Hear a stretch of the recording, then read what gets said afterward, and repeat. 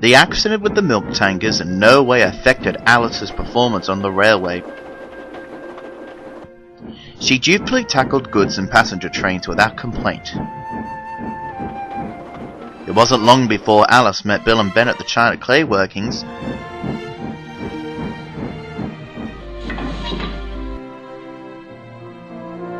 And the tank engine twins soon discovered it would be a big mistake to play tricks on the Atlantic engine.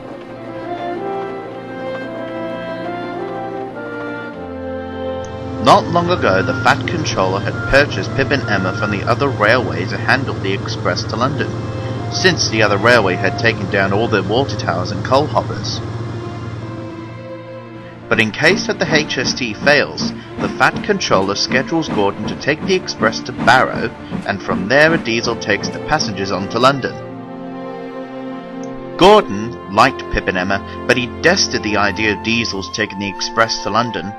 "It's disgraceful," he said in the shed one evening. "All over Britain express trains are either pulled by diesels or electrics.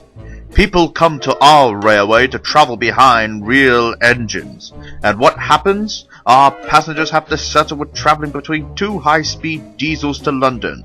I honestly do not know what possessed the Fat Controller to issue such an order." "He had very good reason to," said Edward. "Express timetables were running behind, and the other railway scrapped all its water columns, so bringing in a high-speed train to take over the express to London was essential." "All the same," put in Gordon, "diesels and electrics always suffer from mechanical failures, whereas steam locomotives are far more reliable in that case." A few days later, Gordon's prediction came true. One morning, both Pip and Emma had engine trouble and had to be looked over by a maintenance crew. An inspector went to see the Fat Controller. "I'll have to reschedule the express to stop at Barrow, and a diesel from the other railway to take the train the rest of the way," said the Fat Controller. "But, sir, Gordon, Henry, and James are unavailable," replied the inspector. The Fat Controller smiled. "Alice has proven herself a reliable asset to the railway. She will take the express." Alice was amazed when she found out she was to take the express. "It would be an honor," she said happily.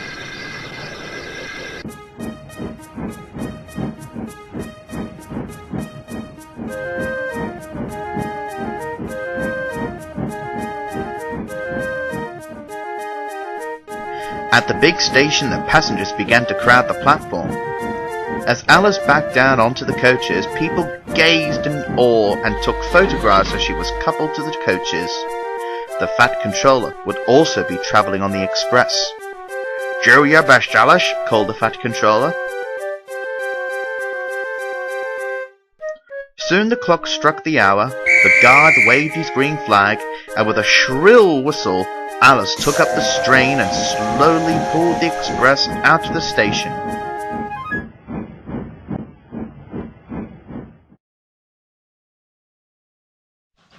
She clattered over the points, past the signal box, and was out on the main line.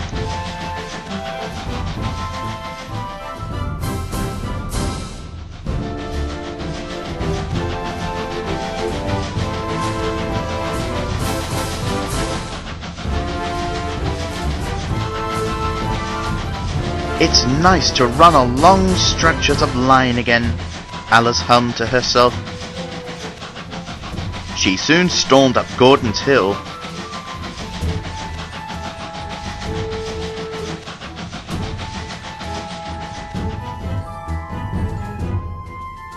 And whooshed through Henry's Tunnel.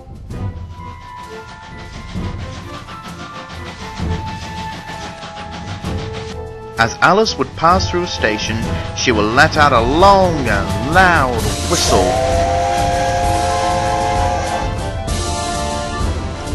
Sir Handel stared in awe as a flash of green shot past as Alice went through Crovan's Gate.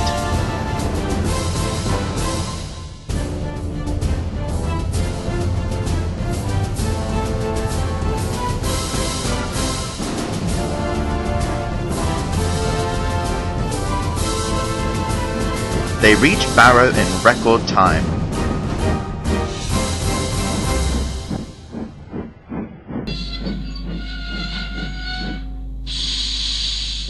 The passengers climbed out and took photos of Alice and thanked her for a splendid run.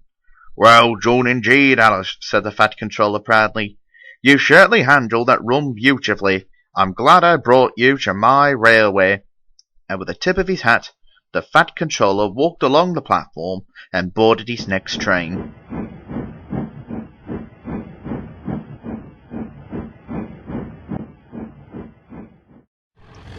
Alice felt great sense of accomplishment as she watched the diesel engine opposite her into the sunset.